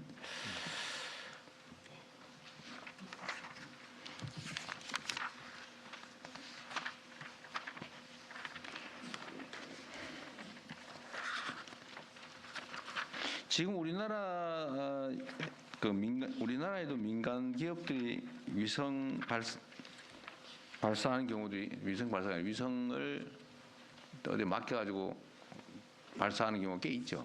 네, 이제 브라질에서 이노스페이스라는 기업이 12월 달에 우리나라 민간 기업으로 최초로 발사를 하게 됩니다. 그렇지만 우리나라에서 쏘는 건 아니고 브라질의 발사장을 이용을 합니다. 다른 데 가서 한다고 그러더라고요. 다른 나라에서. 네, 국내 수요도 꽤 있는 거죠. 좀 안전성 확보되면. 네, 이제 앞으로는 점점 많아질 예상을 하고 있습니다. 그런데 이건 약간 번외의 그냥 의문인데 그 하늘에다가 그렇게 인공위성 마구 쏴놓으면 나중에 그거 어떻게 처리합니까? 그게 이제 우주 쓰레기라는 이제 큰 문제가 지금도 엄청나게 전 많긴 세계적으로 큰 이슈가 되고 있어서 이제 수명을 다한 위성을 이제 지구로 떨어뜨리던가 우주 쓰레기 처리하는 그런 방안들을 전 세계가 고민하고 있습니다. 우주 쓰레기 처리 사업도 꽤 큰 사업 되겠어요? 앞으로는 큰 비즈니스가 되리라 생각합니다. 그리고 이게 268페이지에 저궤도 위성통신을 한반도만 한정하면 전체 운용시간 중에서 3%만 활용한다. 그래서 이걸 국제협력을 통해서 공동 구축해 활용도가 올라간다. 이렇게 설명이 돼 있네요. 네. 왜 3%만 활용되는 거예요? 네, 이 내용은 저희 그 위성 부문 고정이 아니어서 그렇습니까? 위성 부문의 부문장이 이 내용을 좀 설명해 드려도 되겠습니까? 네, 하세요. 네, 우주항공청 인공위성 부문장입니다. 저희가 3%가 나온데 어디 있어요? 네, 여기 있습니다. 네. 3% 나온 배경은 그 저궤도 위성은 계속 지구 주위를 돌기 때문에 한 100분 정도에 한 바퀴를 돌게 됩니다. 아, 위치 고정된. 네, 그렇습니다. 한반도를 지날 때는 10분 정도 통신이 가능하기 때문에 그렇게 고려한 숫자입니다. 그럼 한반도 지나갈 때가 10분 정도밖에 하루에? 한 번 돌 때마다? 한 번 돌 때마다 10분 정도 지나게 되고 근데 한 번 도는데 얼마 걸리는데? 궤도에 따라 다르지만 보통 100분 정도가 걸리고 저희가 그 한반도가 있는 거하고 통신을 하려고 그러면 그럼 다시 한 번만 제가 물어볼게요. 그 고정 위치 고정 위성이라나? 위치 고정 위성으로는 해결이 안 됩니까? 위치고정 정지 위성을. 네, 정지 궤도가 있으면 지구 자전 속도하고 공전 속도가 똑같기 때문에 항상 정지되어 있는 모습으로 있지만 그 위치가 한정되어 있기 때문에 통신량이라든가 이런 부분이 있고 또 거리가 멀기 때문에 응답 속도라든가 이런 제한이 있습니다. 그래서 저궤도 위성 통신을 통해서 그런 부분을 해결하려고 하는 부분이 있습니다. 그 저궤도 위성은 위치 고정이 안 된다 그 말이에요? 네, 그 지구에 떨어지지 않으려면 빠른 속도로 돌아야 됩니다. 지구에 안 떨어지려면 돌아야 돼. 아니 근데 그 저기 저 위치가 뭐야 그 위치 고정된 뭐를 정지 위성을 좀 이렇게 잘 이게 뭐 정지 위성은 고고 돌아야만 가능하다 그 말이에요? 네, 정지궤도 위성은 우리나라의 구만리 장천처럼 36,000km 위에 있어야만. 저궤도로는 정지를 할 수가 없다. 정지 위성으로서 기능할 수 없다 그 말이에요? 네, 빨리 돌아야 됩니다. 그건 돌아야 된다. 그러면 한반도 위를 지나가지 않을 때는 통신이 안 된다 그 말이에요?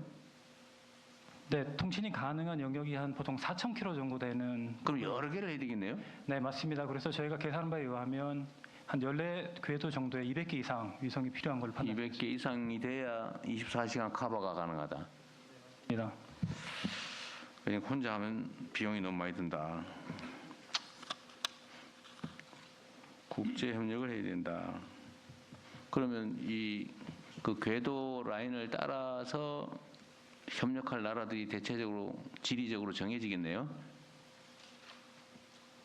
그 저궤도 위성의 특성상 전 세계를 커버할 수 있기 때문에 전 세계 어느 부분하고도 협력이 가능한 걸로 판단되고 있습니다. 그래도 아니고 이렇게 돌다 지그재그로 다닐 수는 없잖아요. 직선으로 돌 수밖에 없잖아요. 직선으로 도는데 지구가 자전을 하기 때문에 계속 모든 다음 바퀴는 다른 나라를 지나고 있거든요. 그래서 우리나라를 커버할 수 있어요. 그래도 똑같은 데를 지나야 그 지역에 통신이 가능할 거 아니에요? 네, 똑같은 데를 왔다 갔다 할 수는 없지 않냐 그 말이죠. 그 위성끼리 핸드오버라 그래서 통신을 연결해 주거든요. 그런 기능을 통해서 같은 위성이 아니더라도 연결할 수 서로 협력을 한다고요? 네, 그런 부분입니다. 국제 협력을 지금부터 해놔야 이것도 가능하다 그 말이네요. 그것도 시작을 미리 해야 되겠네. 그거 누가 담당하는 거예요? 우리 그 내용은 기조국 국장 준비하고 있어요? 저기 우주청의 기획조정관입니다. 네. 예. 여기 있습니다. 예. 예. 지금 그 해외 이 저궤도 위성통신망 서비스를 해외 사업자들이 제공하는 업체들이 있습니다. 그렇지만 우리나라가 해외 서비스를 도입하게 되면 통신 규격 단말이나 주파수 측면에서 또 종속이 생길 수가 있고요. 그럼 이건 또 통신 주권과 또 관련된 문제가 됩니다. 그래서 제가 엊그제 비서실장님께도 같은 말씀을 드렸습니다. 그래서 해외 서비스를 도입하게 된다면 아주 신중하게 결정을 해야 된다. 그래서 이런 부분은 민관군 협의체를 통해서 과기정통부 주관으로 협의체를 통해서 진지하게 검토를 좀 해야 되는 시점이라고 생각합니다. 그렇게 하십시오. 부총리 지위를 잘 활용하도록 하세요. 네. 캐나다 방산 수출할 때 걔네들 요청해서 같이 하자. 캐나다도 같이 하자 그랬다고요? 자, 어째 적극적으로 국제협력은 준비하고 좀 조기에 해야 될 것 같아요. 잘 준비하도록 하십시오.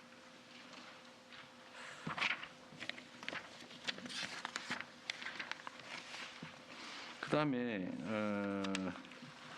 공공위성 그러니까 국가 공공 영역에서 위성 발사할 때는 국내 이거 로켓을 이용하게 해달라. 네. 그 제가 안 그래도 이걸 내 국방부에다 물어봤더니 그 얘기하더라고요. 뭐 고체 발사대가 없어가지고 안 된다고 그러고. 그거하고 관계는 없는 거예요? 기본적으로 이제 국방에서도 발사체를 갖고 싶어합니다. 근데 국방 쪽에서는 이제 고체 연료를 가지고 발사체를 구성해서 쏘고자 하고. 그건 뭐 나름의 이유가 있죠. 네. 그거 빨리 만드시면 거기서 고체 로켓으로 발사하면 되겠네요. 그렇지만 이제 우주청에서 발사할 수 있는 발사체는 다 액체 로켓입니다. 액체 로켓에만 그 위성 실을 수 있는 위성이 대형화 시킬 수 있는 액체 로켓 기술상의 한계예요, 아니면 제도상의 한계예요? 고체 연료는 대형 발사체를 만들 수가 없습니다. 기본적으로 대형 발사체는 다 액체 로켓입니다. 그래요? 그러다 보니 지금 누리호도 액체 로켓이고 앞으로 개발할 차세대 발사체는 대형 발사체인데. 네, 고여기 꼭까지 할게요. 지금 약간 보안상 문제가 있는 것 같아요. 그 나중에 따로 국방부하고 한번 협의를 한번 해보세요. 그게 뭐 약간 군사적 이유가 있는 것 같아 보니까. 네, 협의하겠습니다. 그것도 필요할 것 같기도 했어요.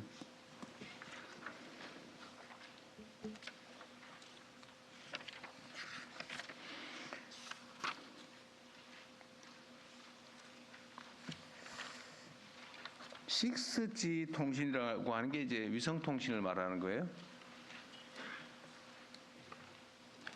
네, 그건 과기부 과기정통부 네트워크정책실장 보고 드리겠습니다. 5G에 이어서 6G라는 개념이고 6G의 안에 보면 AI 기반의 저지연, 그 다음에 인공위성을 위해서 끊임없는 통신, 그래서 6G 안에 인공위성을 갖다 적극 활용한다는 개념으로 이해해 주시면 될 것 같습니다. 네, 대통령님, 저 과기정통부 이차관입니다. 네. 전 세계 이동통신 관장하는 국제기구가 국제전기통신연합인데요. 네. 그 국제전기통신연합을 중심으로 해서 전 세계 이제 통신 사업자들이 제조사하고 뭉쳐서 이제 10년 주기로 네. 통신 세대를 바꿔 나가고 있습니다. 그래서 5세대가 이제 5G가 2020년에 상용화해서 10년을 목표로 하고 있고요. 네. 6G는 이제 2030년 상화를 목표로 전 세계가 같이 지금 표준 개발을 하고 있습니다. 근데 그 핵심 중에 하나가 위성통신이다. 네. 아까 물어보신 저궤도 위성통신이 그 핵심으로 부각되고 있습니다. 그 중에서도 위성통신. AI와 위성을 기본으로 설계에 들어가는 그런 지향을 하고 있습니다. 네. 지상 10km까지 확장되는 6G 통신을 선도할 수 있다 이렇게 해놨는데 268페이지 하단에 지상 10km면 고고도예요, 저고도예요? 지상 10km는 뭐 항공기가 다닐 수 있는 그런 고도입니다. 근데 사실은 6G 그 저궤도 위성 통신을 확보하게 되면은 그보다 훨씬 높은 고도에서도 통신이 가능합니다. 고고도 위성도 쓸 수는 있는 거죠? 네, 네. 근데 저궤도로 쓰는 이유는 뭐예요? 통신 시간도 지연 시간도 짧아지고 보통 한 400km 이상, 600km가 저궤도로 보시면 되는데 위성이 그 정도의 고도에 있어야 지구와 통신하는데 네, 시간이 짧아집니다. 시간 이격이 없다. 네, 신호 강도도 세지고. 신호 강도도 있고. 알겠습니다. 자, 이제 개인정보보호위원회 얘기할까요? 네, 개인정보보호위원회 보고 드리겠습니다. 위원장 손경입니다. 개인정보는 디지털사의 핵심 기반이자 지금 이제 PPT가 나오고 있습니다. 네, 개인정보는 디지털사의 핵심 기반이자 신뢰 자산입니다. 하지만 유출 건수는 3년 만에 20배 증가했고 국민 체감 안전 지수는 매우 낮습니다. 기존 제도와 방식으로는 국민 기대에 부응할 수 없습니다. 근본적 체질 개선과 패러다임 시프트가 필요한 때입니다. 최근 개인정보 유출 양상은 이전과 확연히 다릅니다. 사고는 더 크고 더 빠르게 더 자주 발생하고 있습니다. 특히 플랫폼 경제가 심화되면서 한 번 사고의 파급력은 막대하지만 그에 맞는 책임과 제재는 미흡한 실정입니다. 이제 서면이 아닌 현장 중심으로 사후 제재가 아닌 사전 예방으로 패러다임을 전환할 때입니다. 사고 수습보다 제때 선제적 투자가 훨씬 큰 이익이라는 인식이 자리 잡도록 제도를 정비하겠습니다. AI 학습 데이터의 핵심인 개인정보 활용 수요도 급증하고 있습니다. 따라서 수집 위주의 엄격한 규제에서 벗어나 리스크 기반의 유연한 활용을 지원하겠습니다. IP 카메라, 로봇 청소기 등 일상 속 데이터 수집이 늘면서 프라이버시 사각지대도 커지고 있어 이에 대한 보호 체계도 정비하겠습니다. 끝으로 늘어나는 국경 간 데이터 이동에 대응해 국민은 안심하고 기업 경쟁력을 높이는 전략적 이전 체계를 구축하겠습니다.